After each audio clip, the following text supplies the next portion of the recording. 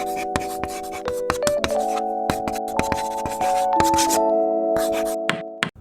alaikum, students. This is Dr. Noor Mohammed again in front of you. And as you know, हमारी lecture series online classes में चल रही है A2 biology की. A-level biology में we are right now discussing the A2 session A2 जो section है वो discuss कर रहे हैं. आपके 7 lectures इस series में हो चुके हैं alhamdulillah. Today we are in the 8th lecture alhamdulillah, and we have started our discussion from chapter number 3. And in this chapter we have discussed all the basics overview. We have taken the overview of the chapter. We have started the discussion on the aspects of homeostasis. We discussed the thermoregulatory mechanisms. We discussed hyperthermia, hypothermia, and then we started the discussion on the next aspect, which is the most detailed aspect of this chapter, that is excretion. In the last lecture, we covered the role of liver as an excretory organ, and I gave you the introduction of the kidney. We discussed 2 diagrams, one of the urinary system of your body, and the other was the structure of kidney. So we discussed these 2 things. Today, inshallah ta'ala, we will be going into much detail part of this section, and we again are going to start today's lecture from the diagram. And this diagram is very important because the whole working which we will study later on in this section, in this part, is totally based on the diagram. So let's discuss the diagram. I gave you the diagram of the kidney in the last lecture, and today inshallah we are going to begin our discussion from something called nephron. You have studied, you have learned, you have listened this word in your O levels. आपने kidney के बारे में पढ़ा था कि kidney जो है is the major filtration unit, and this kidney is working due to the function of nephron. Basically, the kidney consists of thousands and thousands of tubular structures. Those tubular structures are called nephrons, and these are the working units of kidney. Kidney जो filtration का काम कर रही है, kidney जो as a filtration plant, the major filtration plant of your body काम कर रही है, this filtration is actually done by nephrons. So nephrons are the structural and functional unit. अपने पास नोट कीजिएगा बेटा, nephrons are the structural and functional units of kidney. Kidney का structure भी internally इन्हीं से कंपोज हो रहा है और फंक्शन भी यही परफॉर्म कर रही है. तो nephron has a vital role in the kidney.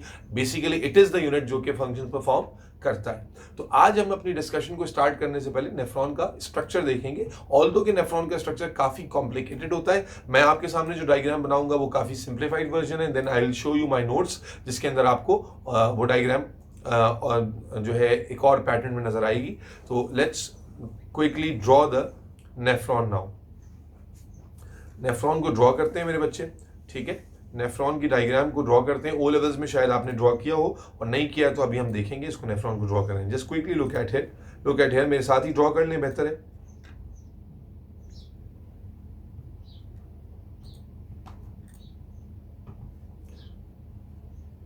I am drawing a very simplified version of a nephron ताकि समझने में आसानी हो चीजों को, ठीक है. I am drawing a very simplified version of nephron, very simplified version.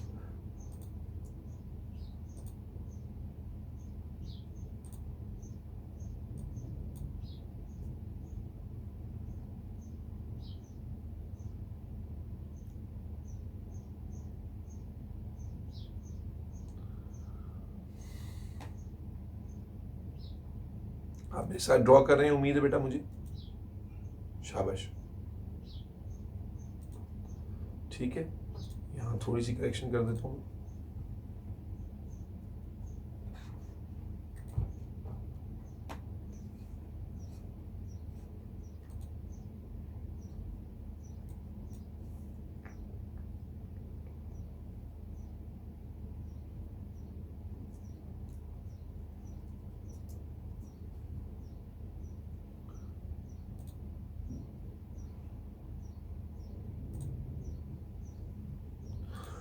This is one of the very simple way of drawing a neuron, and inshallah in this diagram you will see every important part of nephron जो कि आपको पता होना चाहिए in order to study the function of kidney.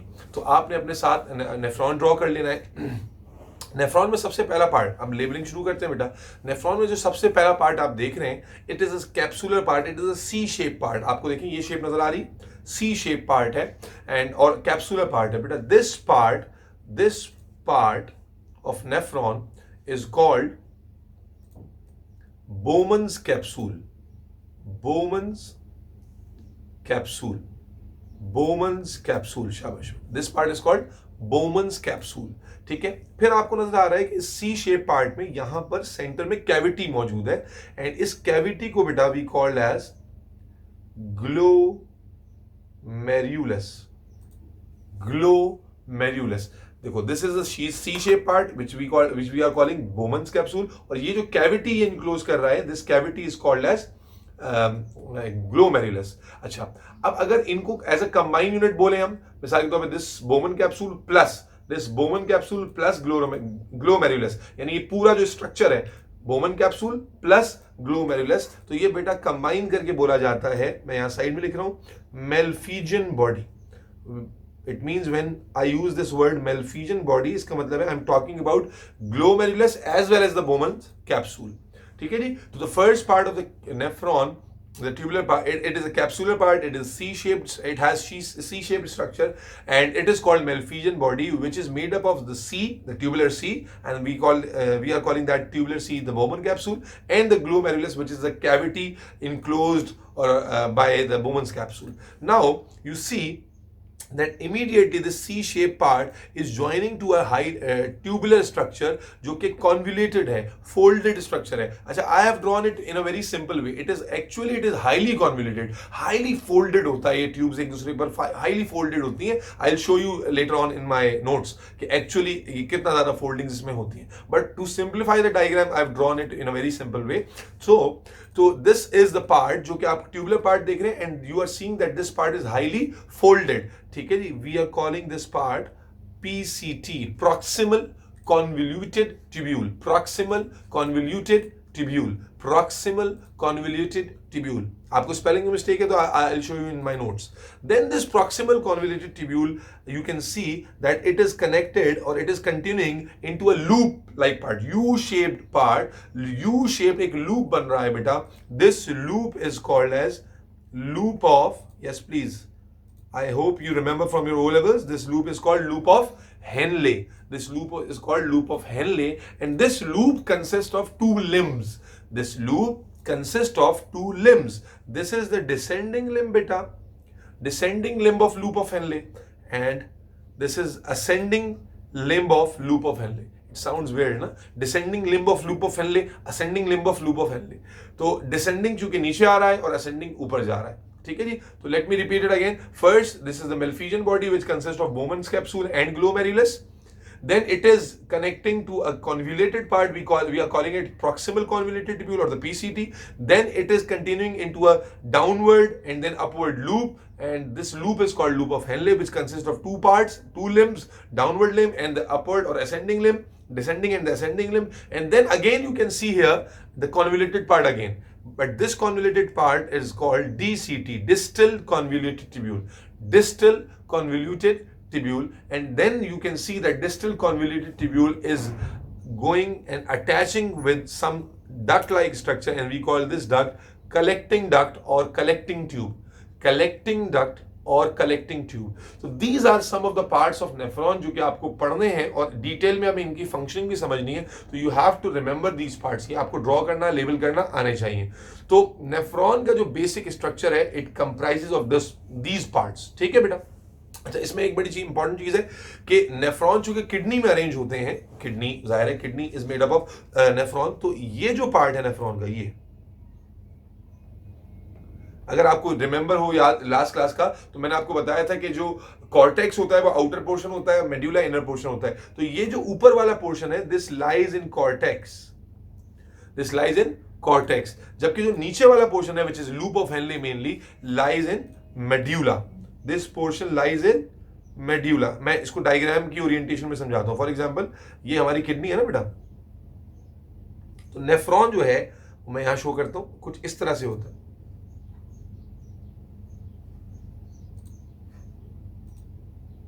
like this। As you can see that ये जो portion था ये कॉर्टेक्स था एंड दिस वाज मेड्यूला, तो this comes in medulla and this upper portion comes in cortex, ठीक है। That is why मैंने यहाँ डायग्राम में लेबल किया है कि जो मेलफिजियन बॉडी है या जो कॉन्वोल्यूटेड ट्यूब्यूल है दे लाइज इन कॉर्टेक्स, जबकि लूप ऑफ हेनली मेजरली हमें कहां देखने को आता है, मेड्यूला। इसकी भी एक इंपॉर्टेंस है जो आगे चल के हम आपसे डिस्कस करेंगे। यहां तक बात समझ में आ गई। अब इसी डायग्राम को आप ड्रॉ करेंगे, ठीक है जी। इस डायग्राम को ड्रॉ कर लें क्विकली, फिर मैं आपको ये डायग्राम अपने नोट्स में भी शो करता हूं। इसको ड्रॉ करें बेटा, इसको ड्रॉ करें।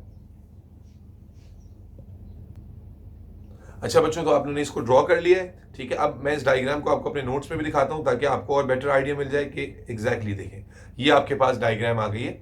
अच्छा, Bowman's capsule is also called as renal capsule. यहाँ इस डायग्राम में देखिए बेटा क्विकली, ये आपके पास बोमन कैप्सूल वाला पार्ट नजर आ रहा है। यहाँ पर मेलफिजियन बॉडी लेबल नहीं हुआ है, लेकिन एग्जाम में चूंकि ये वर्ड इस्तेमाल हुआ है इसलिए मैं हमेशा मेलफिजियन बॉडी को अलग से जरूर बताता हूँ। Here you can see the distal convoluted tubule, here the proximal convoluted, this is loop of Henley, collecting duct and it is draining into the pelvis of the kidney. तो ये डायग्राम आपको वही नजर आ रही है जो आपको अभी हमने बनाकर दिखाई है। अच्छा, इसमें फिर ये तो ट्यूबुलर डक्ट वाला पार्ट हो गया, ठीक है। लेकिन चूंकि आप जानते हैं कि नेफ्रॉन क्या कर रहा है, ब्लड को फिल्टर कर रहा है, it is separating the waste from the blood. तो इसका मतलब है यहाँ ब्लड सप्लाई भी तो दिखनी चाहिए। तो I am going to add that blood supply in my diagram and then I will show you in my notes कि ब्लड सप्लाई ऐड होने के बाद कैसा दिखता है। क्योंकि डायग्राम कड़ी घिचपिच हो जाएगी, तो मैं इसलिए आपको अलग से दिखा रहा था पहले, ठीक है जी।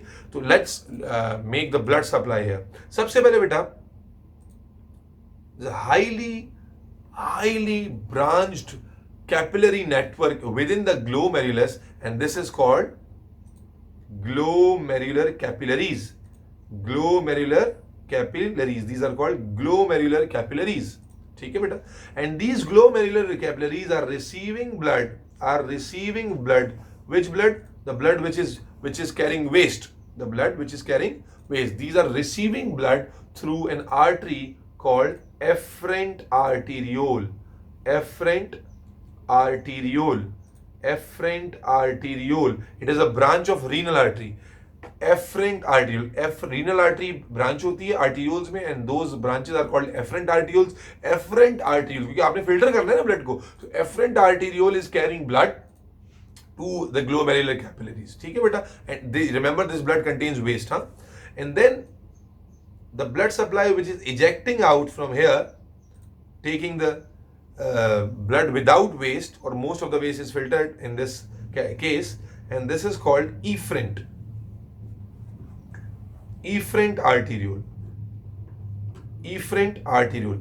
Efferent is taking blood to the glomerulus and efferent is then taking blood away from the glomerulus. अच्छा, इसमें एक बड़ी इंपॉर्टेंट बात है, ये अपने पास नोट कीजिएगा की पॉइंट। एफरेंट आर्टीरियोल का जो क्रॉस सेक्शनल एरिया या डायामीटर होता है, it is larger than efferent arteriole. Let me repeat it again. Afferent arteriole का जो डायामीटर या क्रॉस सेक्शनल एरिया होता है, it is bigger, it is broader as compare to efferent arteriole. देखो capillary का तो होता ही नैरो है, बट एफरेंट और एफरेंट का सेम नहीं होता।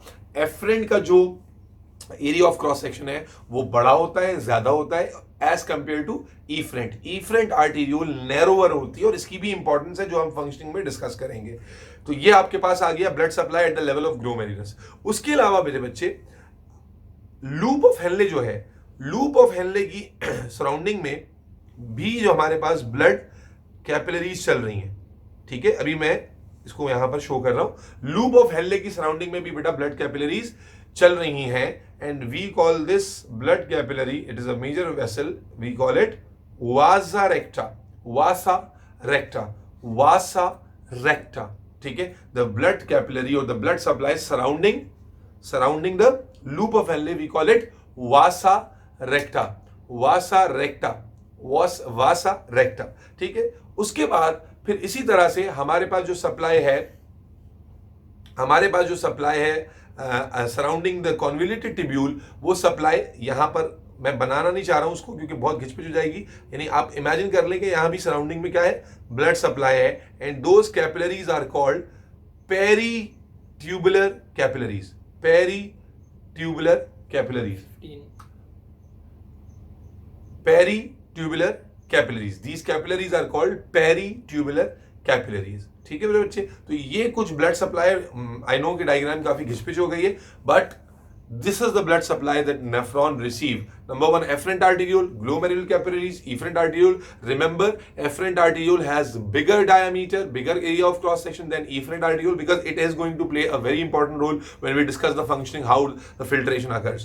Then vasa recta, which is the vessel surrounding the blood supply surrounding the loop of Henle, and then this, the vessels or the capillaries which surrounds the convoluted tubules, and those capillaries are called peritubular capillaries. ठीक है जी, इसको आप draw करें and then I will show you this in my notes.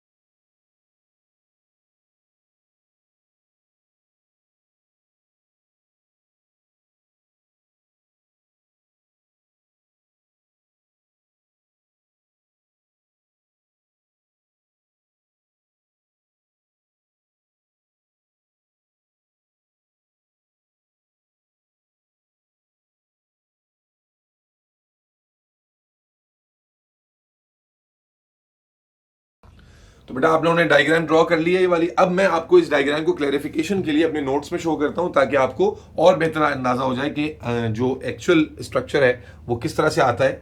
ये देखिए, ये आपको मेरे नोट्स में डायग्राम नजर आ रही है, और this diagram is giving you every detail जो आपको रिक्वायर्ड है to remember the functioning of and the blood supply of जो आपका है वासा नेफ्रॉन। ठीक है जी, यहाँ आपको एफरेंट आर्टियोल नजर आ रही है। Here you can see the efferent arteriole जो कि ब्लड को वापस रिटर्न लेके जाएगी। Bowman capsule, glomerulus, PCT, DCT, collecting duct, Vasa रेक्टा, loop of Henley. तो आपको सारी चीजें बहुत ही क्रिस्टल क्लियर नजर आ रही हैं इस डायग्राम के अंदर। हाई यील्ड डायग्राम है, तो जस्ट जो स्पेलिंग वगैरह का जिसको इशू था वो यहाँ पर नोट कर लें, यहाँ पर देख लें। और फिर जो मैंने शुरू में जिक्र किया कि which part is located in cortex and which part is located in medulla, तो you can see the loop of Henle is located in medulla mainly. ठीक है जी, तो इस डायग्राम को गौर से देखें और लेबल कर लें अपने पार्ट्स को मजीद अच्छे से। ठीक है बच्चे।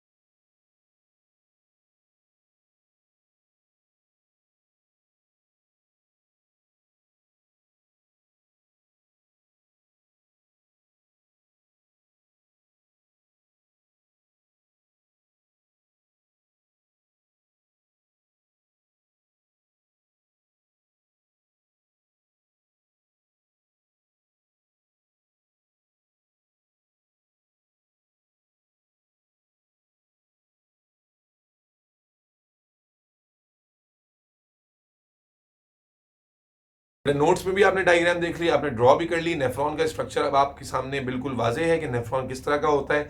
Now we have to discuss ये स्ट्रक्चर हमने क्यों डिस्कस किया था, ताकि हम फंक्शनिंग जब डिस्कस करें तो एक एक स्ट्रक्चर हमारे विजुअल कॉन्सेप्ट में स्टोर हो, क्योंकि विजुअली इसको सपोज करना, इमेजिन करना बड़ा जरूरी है, because this is a micro functioning.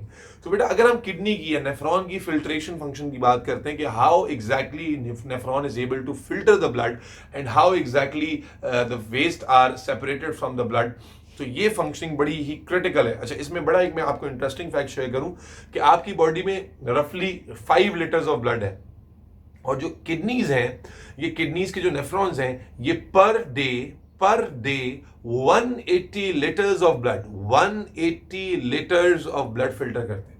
180 litres of blood filter करते हैं। ये 180 लीटर तो है ही नहीं, तो कैसे फिल्टर कर रहे हैं? तो 5 लीटर ऑफ ब्लड जो है ये इतने टाइम्स गुजरेगा आपके किडनी से, that equals to 180 litres of blood, और उस 180 लीटर्स ऑफ ब्लड में से ये फिल्ट्रेट निकालते हैं और उसमें यूरिन कितना बनाते हैं। एक एवरेज जो आदमी का यूरिन आउटपुट होता है, एक एवरेज पर्सन का यूरिन आउटपुट होता है, वो होता है 100,000 ml to 1500 ml, that is 1 litre to 1.5 litre. तो from that 180 litres of blood 1.5 litre of urine is made, और जो है ना वो फिल्टर्ड बाय किडनी और एक्सट्रैक्टेड बाय किडनी। फिल्टर तो 180 लीटर ऑफ ब्लड को कर रहा है, उसमें से जो यूरिन निकलता है आपका वो 1.5 लीटर्स के करीब निकलता है। तो ये एक इंटरेस्टिंग फैक्ट था, मैंने कहा आपसे शेयर कर दूं। अब हम बात करेंगे किडनी की फंक्शनिंग की। बेटा जब हम किडनी की फंक्शनिंग की बात करते हैं, शाबाश, नेफ्रॉन यानी किडनी की फंक्शनिंग, नेफ्रॉन की फंक्शनिंग की बात करते हैं कि how exactly blood is filtered and how urine is made. तो ये जो फंक्शनिंग है, इस फंक्शनिंग को हम डिवाइड कर लेते हैं दो मेजर जो है ना वो स्टेप्स में। दो मेजर स्टेप्स हैं जिसमें हम किडनी की फंक्शनिंग को समझते हैं। स्टेप नंबर 1 इज, यहां पर हम क्या पढ़ने जा रहे हैं? Functioning of kidney. Function of kidney, we know obviously the function is to filter the blood. How exactly this is filtered? So there are 2 steps or stages in which this filtration is done. I am telling only the major steps. फिर उसके अंदर फिर सब steps अलग हैं, ठीक है जी। फर्स्ट स्टेप इज बेटा ultrafiltration. First step is बेटा ultrafiltration and second step is selective reabsorption. First step is ultrafiltration and second step is selective reabsorption. So basically the whole working, the filtration, the manufacturing of urine, filtration of blood and converting that filtrate into urine, ये सारा 2 parts के अंदर हो रहा है, 2 stages के अंदर हो रहा है। First stage is ultrafiltration and second stage is selective reabsorption. तो हम इस डिस्कशन को ऑब्वियसली स्टार्ट करेंगे फर्स्ट स्टेप से, which is yes ultra filtration. तो अब आपके पास हेडिंग आ जाएगी बेटा अल्ट्रा फिल्टरेशन। अल्ट्रा फिल्टरेशन, ठीक है जी। हमें देखना है कि exactly how ultrafiltration, what is ultrafiltration and how this takes place. बेटा अल्ट्रा फिल्ट्रेशन के अंदर जिन स्ट्रक्चर्स का रोल है उसको मैं क्विकली यहां बुलेट कर देता हूं। सबसे पहले एफरेंट आर्टीरियोल, मैं फिर अरेंज कर दूंगा इसको। एफरेंट आर्टीरियोल, ये कीवर्ड्स दे रहा हूं ताकि आपके मिसिंग ना हो। ग्लोमेरुलर कैपिलरीज, इफरेंट आर्टीरियोल्स, ठीक है। इसी तरह फिर we have the role of, very important role of Bowman capsule, and mechanism wise we have a very important role of hydrostatic pressure, ठीक है जी। तो these are the key words जो कि हमें मालूम होने चाहिए whenever we are going to explain ultrafiltration. तो इंशाल्लाह ताला I am going to tell you how exactly these structures और दीज प्रोसेसेस गेट अरेंज और get involve to perform this function of ultrafiltration and how exactly this is done, ठीक है जी।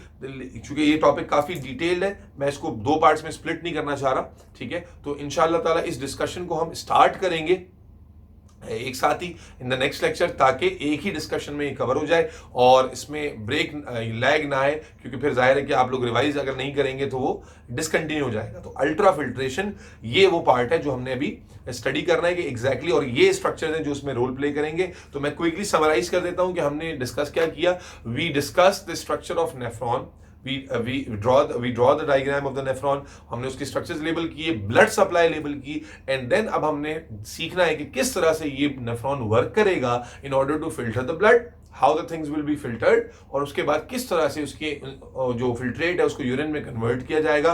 It's a complete discussion जिसको इंशाल्लाह ताला हम 2 steps में पढ़ेंगे। Step 1 is ultra filtration, step 2 is selective reabsorption. ठीक है जी। तो अब तक के डिस्कशन में हम किडनी को पढ़ चुके हैं, उसका स्ट्रक्चर देख चुके हैं, डायग्राम देख चुके हैं, और अब हम फाइनली वर्किंग ऑफ किडनी देखेंगे इंशाल्लाह ताला from in the next lecture. तो उम्मीद है कि ये बात आपको समझ में आ गई होगी। See you guys in the next lecture.